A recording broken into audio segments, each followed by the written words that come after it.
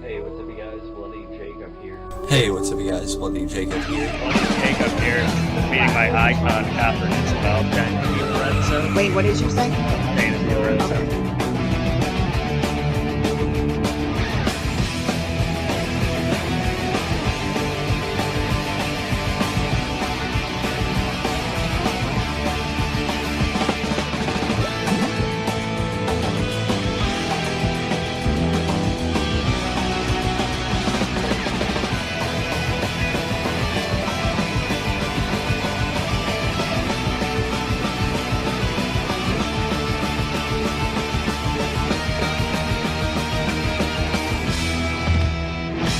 Have a good one. You guys better subscribe and watch my friend on his YouTube channel. He is kicking ass.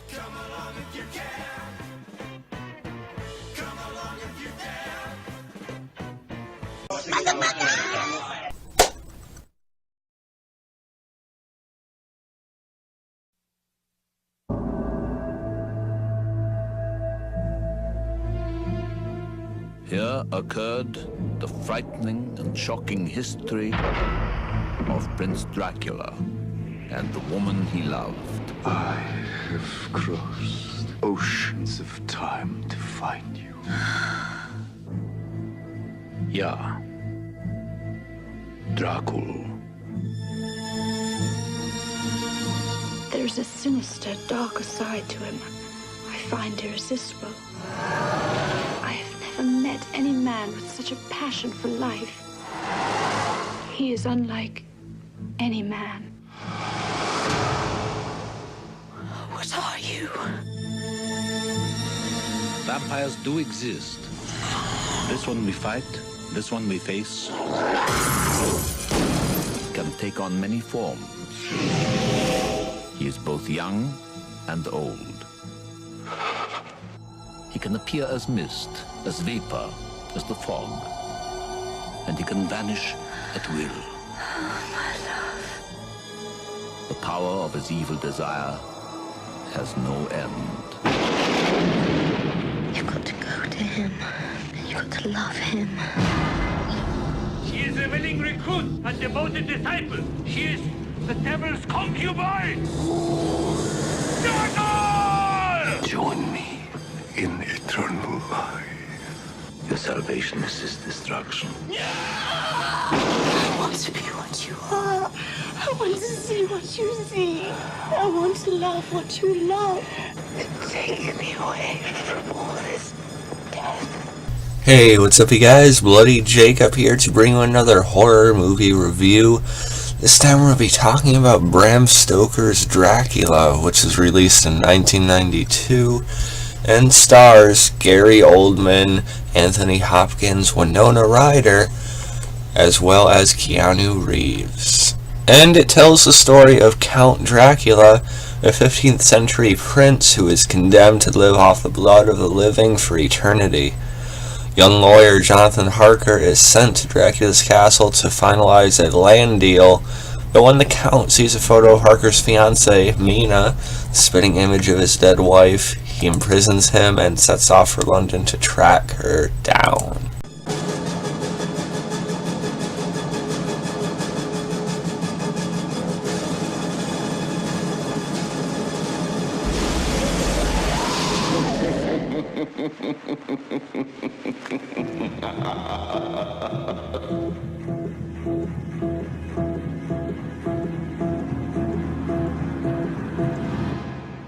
Make no mistake, he must be stopped.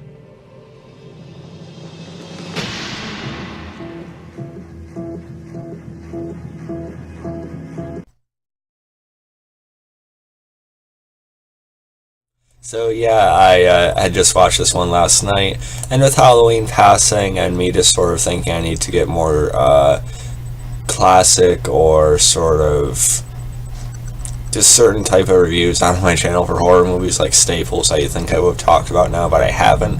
Bram Stoker's Dracula 92 is definitely one of them that I wanted to get on there. And I actually had to take a second to get my thoughts down on this one because I had watched it last night actually. And what I usually do with my movie reviews especially is, I at least take the night and let my thoughts settle a little bit, let it simmer. But I didn't really with this one. I did a review right away, and I was a little bit more negative than I wanted to be. I mean, I didn't think I was terrible, but talking to my girlfriend and sort of letting my thoughts actually, again, settle down, I thought I was in a better place today to actually talk about it. But yeah, this movie, it's held in pretty high regard these days, I've seen. I mean, honestly, I see more people talk about this Dracula film than I do the original, 31 one with Bela Lugosi. I see this one brought up more. I see people watching this one more, which is interesting but understandable. For what kind of newer audiences want, or how it appeals to general viewers and stuff like that. So really, like, a lot of people I see hold this one as high as like being the greatest, like, Dracula film of all time, or like the greatest portrayal of Dracula of all time. And while I have my favorites, like with if you guys know my channel at all, you know how much I like Jonathan Rhys Meyers' Dracula. I for one really enjoyed Luke Evans, Vlad in Dracula Untold. And then you have ones, like Christopher Lee, who we'll talk a little bit more about in this video. Obviously Bela Lugosi and some others like that. But really, this is probably the best sort of combination, at least on film, in a film, I should say. Just in terms of having sort of that evil menace to this character, but also sort of exploring another side to him, sort of that tragedy that can go along with a character like Dracula. And I thought that was really interesting throughout the film, especially with how it plays out and gets tied up in the end.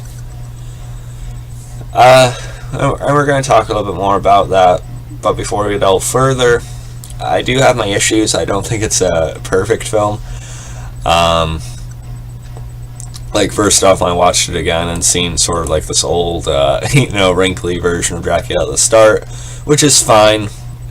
But just the hairdo and kind of the general look of him kind of threw me off again. I just could not take it seriously at first, and it sort of messed with the first act a little bit for me, because that's all I had in my mind. I just did not, I just find that kind of ridiculous looking. I'm not sure why they went with at least that hairdo and that design for the character to start with. And then besides that, I will say Gary Oldman, though, he does give a good performance throughout the movie. I think he is very good. I don't consider him to be the most intimidating Dracula in terms of his performance and just sort of how the character is portrayed in this, or at least general look-wise. But, he, especially in this scene, I noticed a lot of people saying how sexy and alluring he is, and that's part of the Dracula character that people expect, I guess.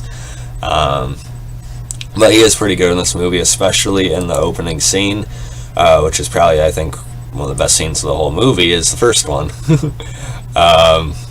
We see the tragedy of what happened to his, former wife, in the past and everything before he had, brought on this darkness to himself. He had just slaughtered the Turkish army, as Vlad the Impaler and everything, right? We get a sequence of that. But then, he takes a little bit to return, and thus, vengeful soldiers, they send word to his wife that he had died in battle, and her, not wanting to live without him and sort of fearing what comes next, she takes her own life. And so that makes it really, obviously sad, but this also makes Vlad, question and really just renounce, as he does, God. And it's kind of understandable, the theme of Vlad or Dracula's vengeance against God in this movie, I think, is almost more emphasized than his connection or his longing for Mina. Almost. And I found that pretty interesting. It's understandable to a certain extent, why he'd lash out like this and have all this hatred boiled up in his heart, because like even me, okay, I'm not going to try and slaughter, people or anything like that. I don't expect to be an all-powerful vampire or anything like that. But, and I'm sure others, they question why certain things happen to, decent people, or, why things have to go this way, for what reason. So I think it's understandable to sort of build upon a theme like that. And especially, in that older time period, there's a lot of, sort of concentration on, like, strict following of, religion and stuff like that. So I enjoy that aspect of it. But yeah, like I said, Gary Oldman is very good throughout the movie. I think he's especially good in that opening scene and in the final scene of the film, which you know what I'm talking about if you've seen the movie, which I'm sure you have. As far as Winona Ryder, I think she's pretty good. I mean, she's more well looked upon nowadays, and even than she was then, because of her work on Stranger Things and stuff like that. But she was also doing Beetlejuice a little before this and everything like that, which is fine. I think she's fine here. I mean, both. We'll talk about Keanu Reeves in a second, but both her and Keanu Reeves were criticized in this film, for their accents. We'll talk about Reeves in a second here, but hers is off as well. But I think she feels a little bit more natural in the movie for the rest of it. Just as far as the rest of her performance, I'd say, minus the accent. And her and Gary Oldman's chemistry, it's there and it's not. Like, they have some really nice scenes in the movie, especially with how intricate Oldman gets with his performance, and the end, she actually brings some good emotion to it.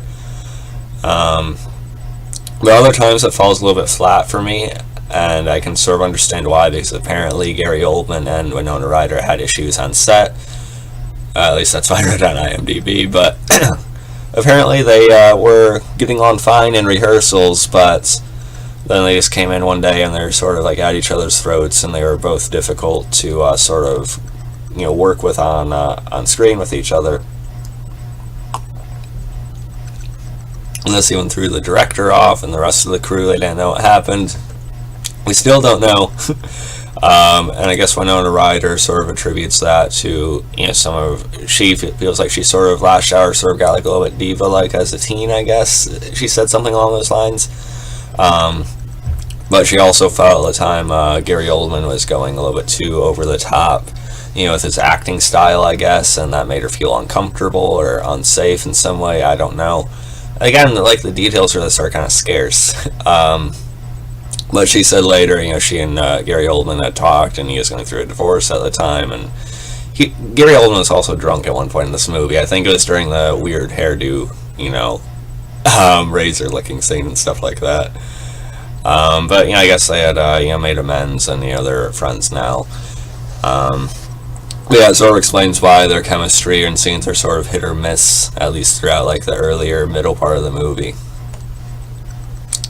And now, as far as Keanu Reeves goes, he's built back a good reputation for himself with his John Wick movies, of course. Obviously also known for The Matrix and a ton of other stuff.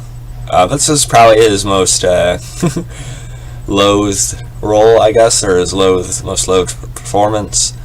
And it's understandable why his accent sticks out like a bug. It's not very good. But, at the same time, he's playing Jonathan Harker, and especially this version of Harker, he's a very sort of just there character. I mean, he's imprisoned by Dracula and some of, his lesser minions, throughout the movie. So you don't really see that much of him, but especially he leads sort of the opening act and stuff like that, so he just doesn't give a very good performance. And Keanu Reeves himself has said he was burned out, going into this movie. He had filmed like 5 others beforehand, and he probably shouldn't have taken the role at that time. So it's good that he, kind of owns up to it a little bit. But, I have respect for Keanu Reeves, with his personal life and everything, and he obviously is a better actor than that nowadays. But still, he's definitely the weak spot of this movie, acting-wise. And then you had Anthony Hopkins as Van Helsing in this, and I thought he was very good. At first I was worried, he's going to have more of a guest starring role in this movie, because he doesn't show up for a while in the movie. But eventually they say, we gotta contact, my mentor, and then, we get Van Helsing. And Anthony Hopkins, of course, he's one of the greatest actors that's ever really lived. And he's just such, like, an ideal Van Helsing, really. And even before watching this again, I know, yeah, that's a perfect fit. And his Van Helsing is kind of erratic, but he's not quite going off the deep end yet. But just Anthony Hopkins' portrayal is perfect. He possesses such, like, a natural intelligence about him, and he has, like, this dry wit, and he's convincing, when he gets, determined and stuff like that, too. So I thought Anthony Hopkins was really good. Him and Gary Oldman are probably the best parts of the movie, acting-wise. But now, like, some of my other weaknesses with this, with Keanu Reeves, Winona Ryder to some extent, although I did like her more than I did previously. And then some of the supporting roles, like some of Harker and, his friends and stuff like that. Some of the acting is very just average or very flat, very dull, and that did undercut some of the film for me at first. But luckily I had taken a little bit longer to think about it, and still the good in this movie does overweigh the bad, and I feel like I should have talked about that more already. But this film, another great thing it has going for it, almost throughout the whole thing, is just how atmospheric this film is. I mean, we'll talk about the Dracula monster creature in a second here, but there's like some good like storm effects going with this that really helps set a mood. Just how it's shot by Francis Ford Coppola, who's known for his his work on The Godfather at the time and stuff like that. There's good camera work, but just the sets and everything and how it looks visually, it set a really good mood for it and a really good tone that really fit the story like a glove. This is sort of like a horror, but it's also sort of like a romance to a certain extent. But really, it captured that horror aspect as well. And what also went well with that was the score, the music in this movie. I can hear in my head right now, especially the ones with like the beat and the bumps and stuff like that. It really made the movie almost, I guess I could say, haunting at times. And I was pretty pleased by that. It sort of made you feel nervous, a little bit on edge. And now me, I haven't been scared by a horror movie in a while, and I wasn't here. But I just appreciate when I can enjoy the work that's been put into giving a certain feel from the film. And this movie definitely had one of those. So I really enjoyed that element of it as well. And then the Dracula creature, we see it a few times throughout the movie. I think it sort of changes the look of it as it goes. At first it's more like it has a little bit more hair, and it's almost more like a werewolf. It has like more of a bat-like face and mouth and stuff like that. Especially in the scene with Lucy in the maze and stuff like that. Which is one of those, again, oddly haunting scenes, I guess. And there's certain like sexuality sort of just displayed throughout this movie as well. Which is fun. I'm sure appeals to some people even more than it does me. But then we get this confrontation with Dracula in this, shop in London, a little bit into the movie. And I think the bat creature actually looks even better here. And that's something that Francis Ford Coppola insisted on, was like all practical effects. Apparently he had fired a team he had gotten together initially because they were telling him that they could only use digital work to make some of these scenes possible, and he said bullshit, and he took care of them, and he hired his son, I guess, and some others, and using some more sort of camera tricks and different things that real talented filmmakers can pull off with limited resources. So I appreciate that. So like the blood and just the makeup and everything, it's all practical, it's all there. And also the costume design, the outfits and everything, they're very akin to the period. I really enjoyed that. Again, the sets and everything also. But overall this is actually a very good film. I actually feel in the mood to watch it again, and I'm glad I took the night to think about it. Like I said at the beginning, I have my favoritism towards some of the other versions of Dracula we've gotten over the past few years.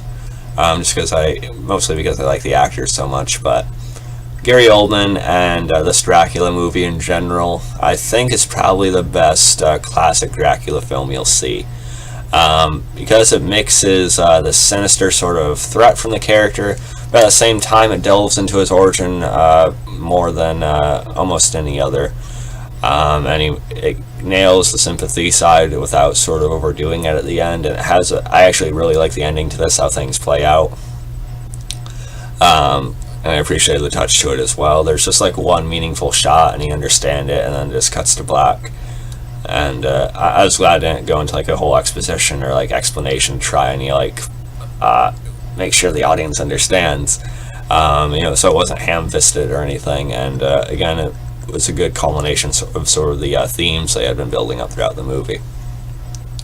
But yeah, I forgot to make another picture for this. But as far as what I'd rate it, I still feel like I gotta think on it more.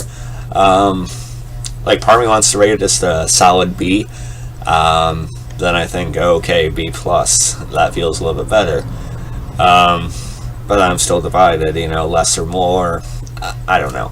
But overall, I'd probably rate this movie a B plus for now. I think it's very good. And despite what I get out of like that show I talked about, the Jonathan Rhys Meyers, and the Dracula Untold movie with Luke Evans, I feel like in terms of like the more classic feeling Dracula movies, even against Bela Lugosi's, and I have to watch Christopher Lee's again, and I do think Christopher Lee makes for an initially more intimidating Dracula, but there's just more to this Oldman Dracula and the general sort of scope and themes of this movie. So I think this is probably the best type of classic Dracula film you'll get. So yeah, giving it about a B plus. Could change my mind for the better later, who knows. But yeah, if you guys thought about this one, you can follow me on Facebook, Twitter, Instagram, like, subscribe. I'll catch you guys next time. Peace.